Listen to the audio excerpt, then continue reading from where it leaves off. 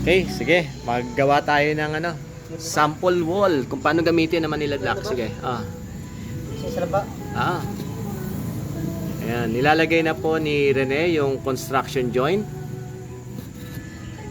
So, yung bandang ibaba po niyan, may kalahati na yan sa loob. So, kalahati po nakalubog, kalahati nakaangat. Ayan. At lagay na po natin yung isa pong outer shell.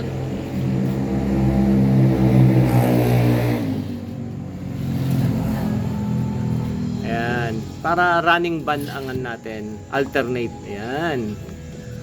Then, maglalagay po uli siya ngayon ng mga construction joint ulit.